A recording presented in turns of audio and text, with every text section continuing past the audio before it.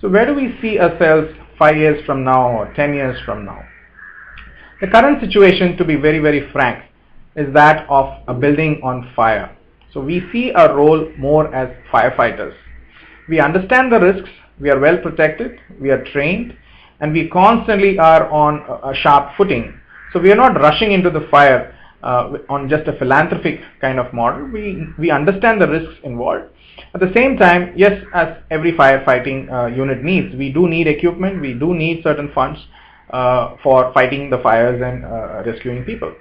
And yes, saving people's lives is one of the key challenges every soldier or every firefighting person does. So similarly, saving the industry and trying to ensure food security is what is driving us into the fire every single day. And we understand that this is a fire which is not only just in India but across the globe, especially in most of the third world countries which are agrarian economies. So once we finish off or get India's map well in place, we feel that other countries like even Africa have a strong, very similar kind of issues. Already we are getting a lot of calls, but we wanted to start in our own backyard and prove it before we expand. So we do see eFarm expanding as a global company in the years to come. Similarly, the concept of connecting rural to city applies to other industries as well. So already we are getting inquiries from dairy industry because even milk is highly unorganized. So even though Amul has been a great success story, but it has not been replicated that well in other states. So we feel extension of this is very much valid. Similarly, farmers also grow a lot of other animal husbandry related products, especially say chicken, eggs, goats and other products which are used in meat industry and others well. Even though I am personally a vegetarian and don't want to be promoting meat eating, but yes, we understand that this is also something we need to look at, especially considering the risks of agriculture.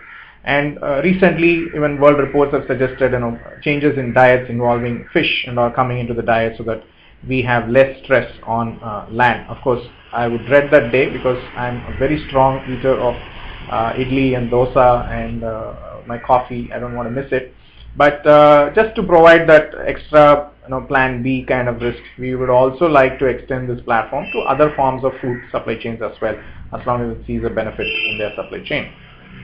We're also getting inquiries from the rural handicrafts kind of section where I've also personally seen, I've visited some of these centers close by, especially Dakshin Chitra, which is close to Chennai, where I could see very quickly across various states some of the artisans and all, and the kind of issues they are facing are very similar to that of farmers, even though farmer does not do handicrafts, but the concepts of trying to reach buyers and avoiding intermediaries and better marketing facilities is something which is affecting them as well. So which we feel that the platform can start extending and supporting.